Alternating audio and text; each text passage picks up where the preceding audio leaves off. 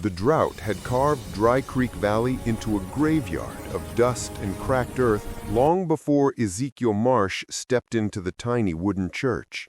3 months without rain had stripped his ranch bare and turned every sunrise into another reminder of failure. Once he'd ridden across 100 head of cattle, proud as any man in the territory.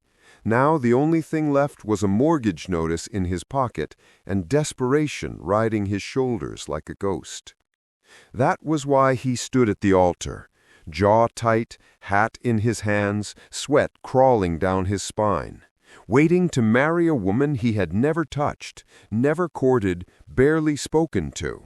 A woman offered to him like a trade, a transaction, a lifeline. The murmurs from the church pews swelled when the doors creaked open. Heads turned. A hush fell. She entered.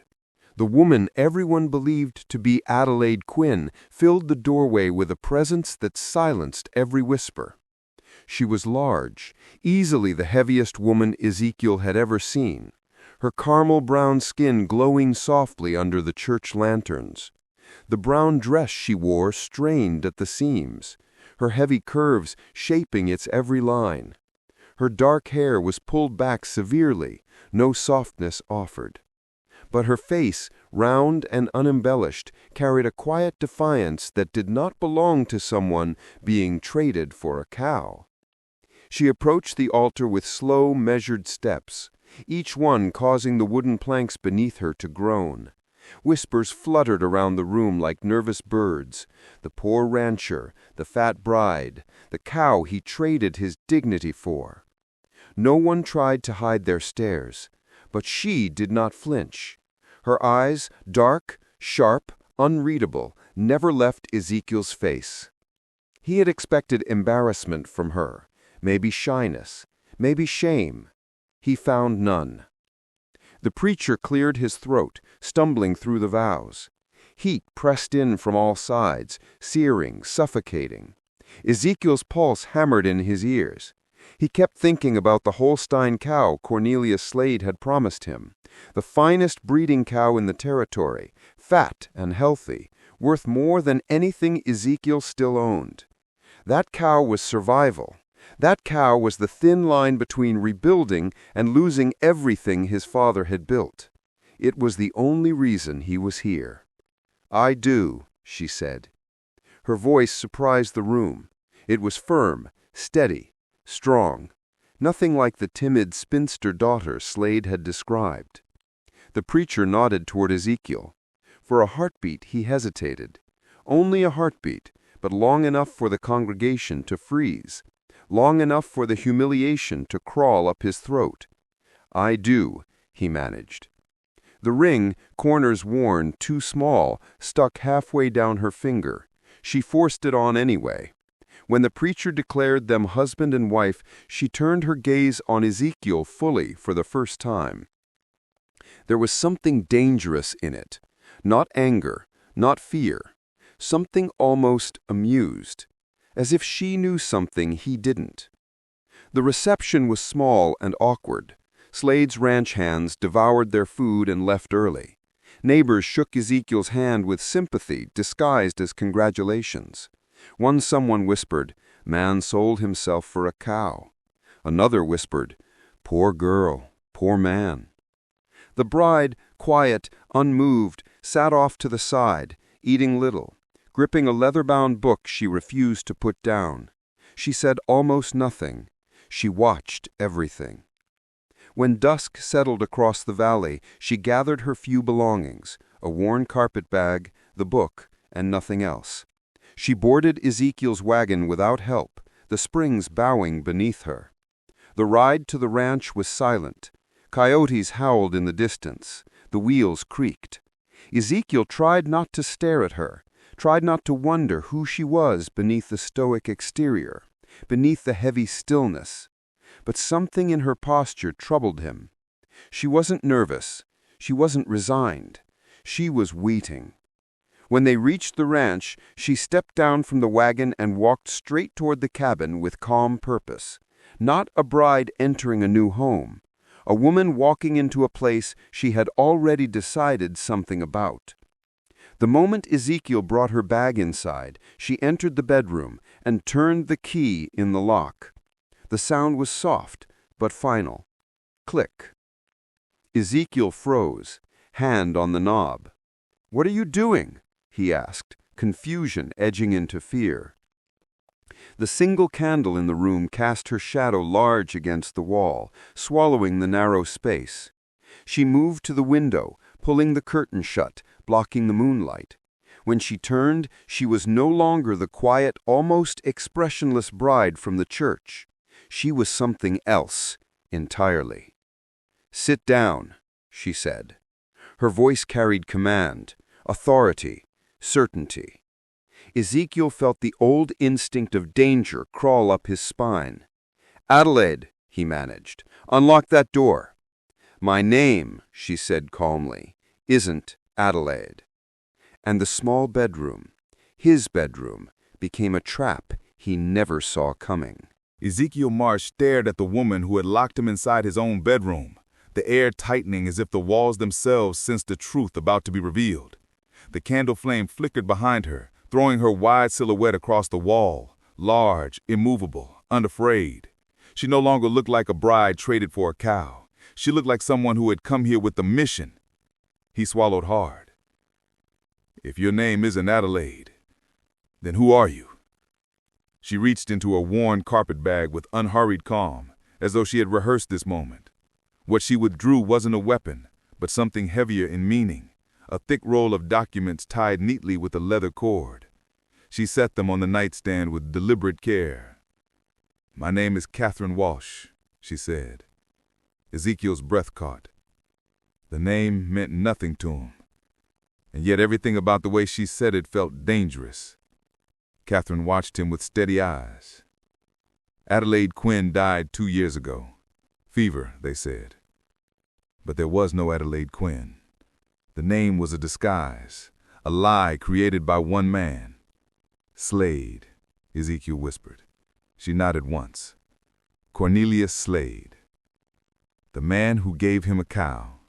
The man who held his debt. The man who now reached into Ezekiel's life with 1,000 invisible strings." Ezekiel stepped back until the bed pressed into the back of his legs. "Why? Why fake a daughter? Why marry you to me?" Catherine opened the documents. The soft crackle of paper sounded loud in the small room. Slade needed someone desperate enough to marry on sight. Someone he believed he could control. Someone the town would pity, mock, or underestimate. Her gaze flickered over his worn boots, his tired face, his sunburned hands. "Someone like you." Ezekiel's pride stung, but her tone wasn't cruel. It was factual, clean, precise. She pulled out the first document, an old water rights deed. "My father owned the rights to Creep Canyon." Ezekiel's stomach clenched. Water rights were life in Drag Creek Valley. "He died 3 years ago. Slade made it look like a riding accident. But he sabotaged my father's saddle, paid 2 men to witness what he wanted them to say." She tapped the page. "Both men confessed before I left Tucson." Ezekiel stared at the papers as the pieces twisted into place, sharper and darker than anything he had expected. "My sister Adelaide learned the truth," Catherine said quietly. "She confronted Slade. 2 weeks later, she was dead. Fever, they claimed. But Slade poisoned her." Ezekiel felt the cabin tilt. This wasn't the story of a woman traded like livestock. This was a story of murder. "And you married me," Ezekiel said slowly, "because, what, you wanted revenge?" Catherine shook her head. "I married you because Slade needed someone to believe his loose ends were tied up neatly. A fake daughter married off. A desperate rancher too worried about his next meal to notice the truth." Her eyes locked onto his. "He thinks I'm out of his way now." Ezekiel rubbed his forehead, overwhelmed. "Why me, Catherine? Why drag a man who barely knows you into something this dangerous?" She held his gaze, unblinking. "Because I needed someone Slade wouldn't suspect. Someone with no history with me. someone who could stand at my side when I bring him down. There was no hesitation in her voice, no wavering. She had chosen him like a tool, a piece on the board, a calculated move. Ezekiel's hands curled into fists. You plan to kill him. She reached into her dress pocket and retrieved a small glass vial of clear liquid. The candlelight glimmered through it like a shard of ice. This is justice, she said softly. I'll slip it into his drink tonight. He'll never see morning. Ezekiel felt his blood run cold. Catherine, murder won't bring your family back. She stepped closer, her size making the small room feel even smaller. He murdered my father. He murdered my sister, and he has murdered countless futures through the land he's stolen. His death is justice. No, Ezekiel said firmly. Justice is law. Justice is evidence. You can't— Who will put him on trial? Catherine snapped. Who will put him on trial? The marshal he pays. The preacher who owes him land. The banker who dances to his tune? Her voice trembled not from fear but from fury. Tell me, Ezekiel Marsh, who in this valley is brave enough to stand against Cornelius Slade? Ezekiel had no answer, because she was right. Slade owned everything. Everything except her. And you think poisoning him, Ezekiel said carefully, will end all this? She didn't blink. Yes. He exhaled slowly, and then said the one thing she wasn't expecting. That vial you bought, it's not poison. She froze. Ezekiel sat on the edge of the bed, almost weary, almost amused. It's colored water. The medicine man in Tombstone works for me. What? For the first time, Catherine's voice cracked. I've been hunting Slade for 6 months, tracking his crimes, collecting evidence, waiting for the right moment. Catherine staggered a step back with the vial trembling in her fingers. You've been watching me? Not just you, he said softly. Everyone Slade wronged. Her breath shuddered. Ezekiel stood and looked her squarely in the eyes. You had a plan, Catherine Walsh, but you weren't the only one planning. Before she could respond, the thunder of hooves exploded outside, shaking the cabin walls. Torches, voices, Slade's men. Coming fast. Catherine grabbed Ezekiel's arm. How did they find us? Ezekiel's face darkened. The preacher, he said. Slade owns him. Catherine's grip tightened. What do we do? She whispered. Ezekiel reached for his rifle. We survive. And then, his gaze hardened. We finish what we both started. The hooves struck the earth like war drums, each thundering beat rattling the window glass and sending dust spiraling from the rafters. Outside, the valley pulsed with torchlight. 6 riders approaching hard, their silhouettes sharp against the rising moon.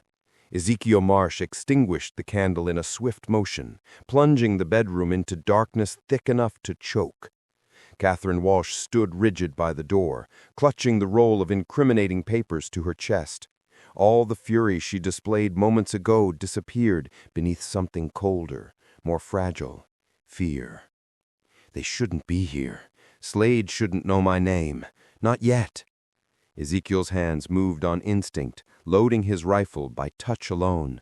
The metallic clicks echoed through the cabin. He knows, he said, which means someone talked. The preacher? Catherine asked. He's been owned by Slade for years. Catherine's breath hitched. Then everything, the marriage, the plan, all compromised, Ezekiel finished. The pounding hooves drew closer, a horse whinnied, men shouted orders. The cabin felt smaller by the second, shrinking around them, trapping them in a box with no escape. Catherine forced herself to steady her breathing. Ezekiel, if they find me, they'll kill me on sight. They'll kill us both, he corrected. Slade doesn't leave loose ends. He grabbed her arm, firm, steady, grounding, and pulled her through the small kitchen toward the hidden trapdoor beneath the floorboards. Catherine hesitated at the edge of the cellar opening, staring into the blackness below. "You hide," he said. "Take the evidence. Don't come out unless the sun's up or you hear my voice." She shook her head violently. "No, I'm not leaving you to die." He looked at her then, the full, heavy silhouette of her body trembling with adrenaline, her face tight with worry, her eyes burning with the same fierce resolve she'd carried since she entered his life. There was no fear of darkness in her, only fear of losing him. "You have to," he whispered. Before she could argue, the riders came to a halt outside. The sudden quiet was worse than the thunder. It was the silence of men readying their rifles. Catherine's breathing quickened. Ezekiel stepped close, lowering his voice to a whisper. "The truth is the only thing that can bury Slade. You're the only one who can carry it." Her lips parted to respond, but then, "Ezekiel Marsh!" The roar of Cornelius Slade shook the walls. Catherine flinched. Ezekiel swallowed hard. "Get below, now." She hesitated only one heartbeat before descending into the cellar, clutching the papers like a lifeline. Ezekiel closed the trapdoor gently and kicked the rug back into place, masking all evidence of her escape. The banging on the front door shook the hinges. "Come out, Marsh," Slade bellowed, "and maybe we'll give you a quick death." Ezekiel positioned himself near the window, using the moonlight to catch the shadow shapes outside. Slade sat astride his horse at the center of his men, the flame of his torch reflecting off his gold tooth. 5 gunmen surrounded him, their rifles glinting. But the 6th rider, the one that turned Ezekiel's stomach, was the territorial marshal himself, Marshal Warren, the man Ezekiel had pinned his hopes on, the man he believed would arrest Slade with federal warrants. Corrupted, bought, standing with the man he was meant to take down. A betrayal woven months deep. "I ain't no use hiding," Warren shouted. "We know you and that woman murdered Adelaide Quinn 2 years ago, and now you're plotting to kill Slade." Ezekiel scoffed bitterly under his breath. The lies were layered enough to choke a town. He stepped out onto the porch, rifle low but ready. Slade grinned, teeth glinting bright as the torch he held. "Evening, Marsh. Brought your bride out here for a good old family reunion?" Ezekiel forced a slow breath. "Adelaide is asleep. Long day. You know how weddings are." Slade spat. "She ain't Adelaide, and you damn well know it." Ezekiel's grip tightened on his rifle, but he kept his stance loose. "You brought a marshal for a woman you say don't exist?" Warren rode forward. "Drop your gun, Ezekiel. You're under arrest for aiding a murderer." Ezekiel's jaw locked. "Funny. Last time we spoke, you said the same thing about Slade." The marshal didn't flinch. "Slade is a respected man. Slade is a murderer," Ezekiel said quietly. Slade's face twisted. "You got a big mouth for a man who ain't got nothing left." Ezekiel's pulse steadied. "You made one mistake coming here tonight, Cornelius." Slade leaned forward. "Oh, and what's that?" Ezekiel lifted his rifle, not toward Slade, but toward the blazing torch in his hand. "You assumed I'd fight fair." He fired. The torch exploded in a shower of sparks, flames cascading onto Slade's shirt. Slade screamed, stumbling backward, slapping at the fire, licking his arms. Chaos erupted. A gunshot tore through the porch railing. Ezekiel dove behind the water trough as bullets rained down like angry hornets. Horses bucked, men cursed, torches fell into the dry grass, igniting small fires. And above it all, the distant thunder of approaching riders. Not Slade's men, something different, something disciplined. Federal. Catherine, hidden beneath the floor, heard it too, and a spark of hope flickered beneath her fear. But for now, the yard was a battlefield, and Ezekiel Marsh was fighting alone in the dark. The valley erupted in chaos as Cornelius Slade tried to beat the flames from his burning shirt. Horses jerked and reared in panic, shadows whipping across the cabin walls in the glow of scattered torches.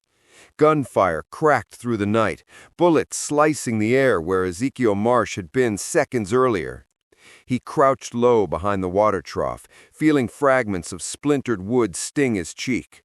The darkness, once his disadvantage, now became his shield. Slade's men shouted orders, tripping over one another in a storm of confusion and smoke. "Find him," Marshal Warren bellowed. "Spread out! Don't let him slip into the brush!" But they were too focused on the porch, too fixated on their wounded pride. None of them realized Catherine Walsh was hidden under the floorboards only a few feet away, papers pressed tight to her chest, listening to every gunshot through the thin wooden planks. She held her breath as footsteps thundered overhead. Above her, Warren shoved his way toward the porch, the silver glint of his badge catching the dying torchlight. His fury boiled over in curses and threats, his pride wounded as much as Slade's pride had been burned. Ezekiel risked a glance around the trough's corner. Slade's fire had gone out, though his shirt smoked and patches of fabric clung to his skin in melted clumps. Rage contorted his face. He looked less like a man now, more like a wounded animal ready to kill anything within reach. "You'll die for that, Slade!" Slade shrieked. Before Ezekiel could respond, a new sound tore across the valley. Another set of riders cresting the ridge. Their formation was tight, disciplined, unmistakably federal. Moonlight glinted off their badges. Marshal Hayes had arrived. Slade's men froze at the sight of the real law. "Drop your weapons," Hayes shouted, his voice carrying the full weight of federal authority. The gunman faltered. Even Warren's horse stepped sideways in hesitation. Slade spun toward the new riders. "You ain't got jurisdiction here. This is my land, my territory." Hayes ignored him. "Cornelius Slade, you are under federal investigation. Lay down your weapon." Slade raised his rifle, defiant. "I ain't laying down nothing." Hayes flicked two fingers. His deputies leveled their rifles with military precision. Catherine, hearing the exchange through the floorboards, pressed her trembling hands over her mouth. Her heart hammered, but hope, small and fragile, began to climb from the wreckage inside her. Ezekiel seized the opening. He rose from behind the trough, aimed, and fired at Warren's holster. The marshal yelped as his gun went spinning into the dirt, disarmed before he could use it. Every head snapped toward Ezekiel. He stepped into the moonlight, rifle steady. "Marshal Warren, you're under arrest for corruption, bribery, obstruction of justice, and conspiracy to commit murder." "No, no, listen, this man is lying," Warren protested, clutching his injured hand. "Slade was threatened by that woman." "Which woman? The one you claimed was dead, or the one you helped Slade frame?" Warren stuttered. Catherine pushed the trapdoor open softly and stepped onto the porch, lantern in hand. Her full figure cast a long, commanding shadow across the yard. Every man turned to stare. Her voice rang clear. "Marshal Hayes, I have the evidence right here." She held up the roll of documents, gripping them with trembling certainty. Slade's eyes widened with disbelief. "No, no, you were supposed to be buried." "Like my sister?" Catherine asked, voice trembling but unbroken. "Like Adelaide Walsh, who you poisoned after she uncovered your crimes?" The valley went silent. Wind rustled the dead grass. A horse snorted nervously. Catherine descended the steps with slow, deliberate steps. She handed the papers to Hayes directly. "These documents include witness statements, forged bank transfers, and proof of murder. Everything you need." Hayes scanned the top pages quickly, his expression shifting from concentration to anger. "Slade," Hayes said, "you're finished." Slade lunged. "No! No!" Two deputies tackled him before he reached Catherine, wrenching the rifle from his grasp and forcing him to the ground. Slade screamed like a cornered beast, but the federal chains were merciless. Another pair of deputies seized Warren, hauling him upright. Warren's face had gone chalk white, fear replacing his earlier authority. Catherine stood just a few feet from Ezekiel now, breathing hard, her hands shaking from the adrenaline. He lowered his rifle slowly. "You signaled them?" Catherine nodded. "I never went to the cellar. I used the lantern through the window. It was our only chance." Ezekiel let out a long, stunned breath. "Catherine, you saved us both." Catherine's smile trembled, but it held steady. "We saved each other." The deputies loaded Slade and Warren onto separate horses, shackled and humiliated. The valley that once belonged to Slade now echoed with his curses as he was dragged away like a defeated tyrant. Catherine watched until the riders disappeared beyond the ridge. The night fell quiet again. No gunfire, no shouting, just the soft hum of crickets and the lingering scent of smoke. Ezekiel stepped closer, voice low and sincere. "It's over." Catherine didn't look away from where Slade had vanished. "No," she said softly, "now it truly begins." And for the first time, Ezekiel realized she wasn't talking about revenge. She was talking about the future neither of them expected, but both had somehow stepped into together. The night finally surrendered to dawn, a thin ribbon of gold stretching across the horizon. In the quiet aftermath of the battle, the yard outside Ezekiel Marsh's cabin bore the scars of chaos: splintered wood, charred earth, scattered shell casings. But the valley felt different now, lighter, as if a great weight had been lifted from the land itself. Catherine Walsh stood at the porch rail, her wide frame still, her posture steady, her eyes following the federal wagons as they disappeared over the rise. Cornelius Slade's curses had echoed long after the horses carried him away, growing fainter, smaller, until finally the valley swallowed him whole. Ezekiel stood a few feet behind her, hat in hand. He didn't speak at first. He simply watched her, really watched her, for the first time since she'd walked into that church. The early sun softened the hard lines of exhaustion on her face, casting her silhouette in warm, honey-colored light. She looked both strong and breakable at once. When the last wagon vanished into the distance, Catherine exhaled shakily. "It's done," she whispered. Ezekiel approached slowly. "It's done," he echoed, but gently, as if the words might shatter her if said too loud. Catherine pressed her hand to her chest, fingers trembling over the knot of her dress. 3 years, 3 long years of carrying proof in secret, of sleeping with one eye open, and tonight it ended. Her voice cracked before she steadied it. Tonight it ended.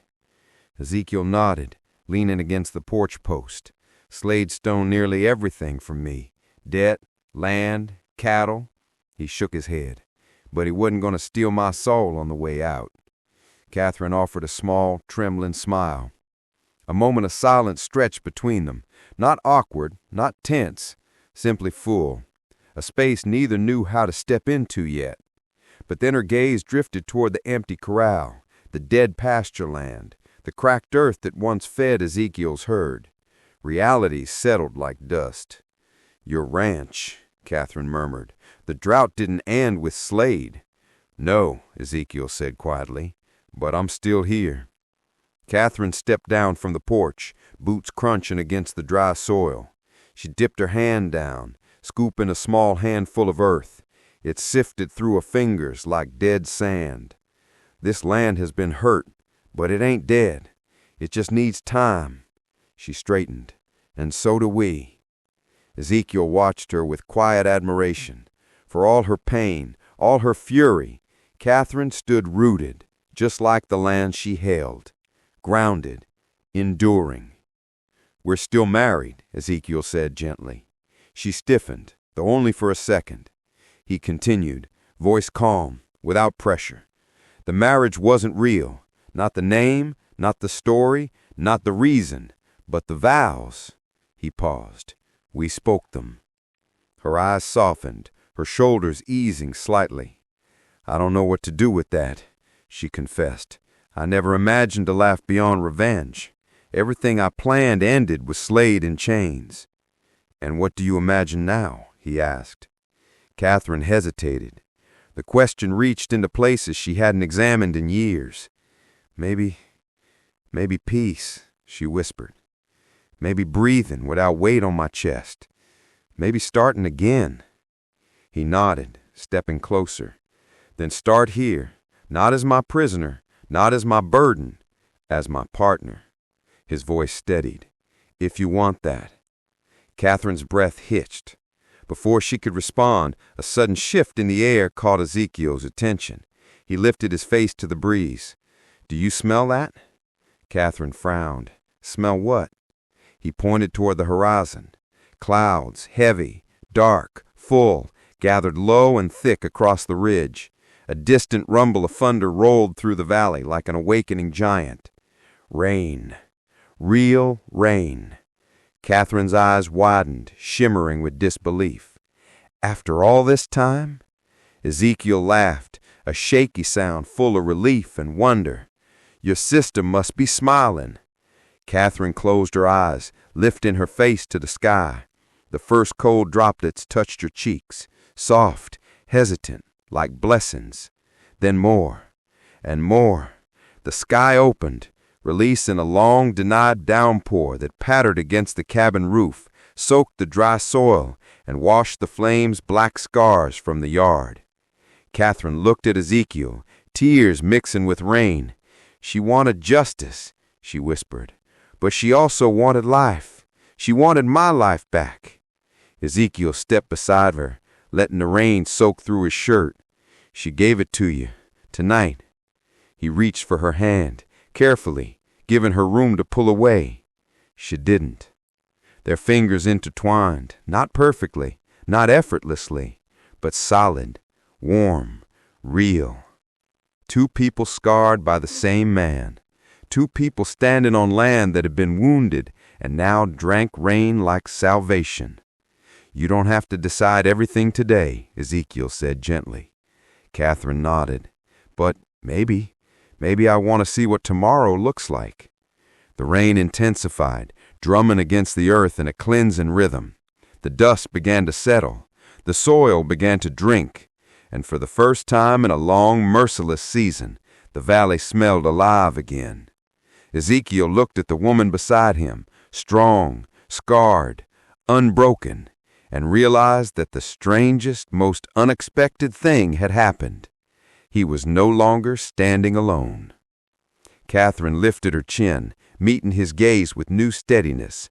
Whatever comes next, she said quietly, we face it together. Ezekiel smiled, soft, certain, together. And as the dawn broke fully across the wet horizon, neither of them stepped away. They stepped forward, into a new beginning neither expected, but both finally deserved.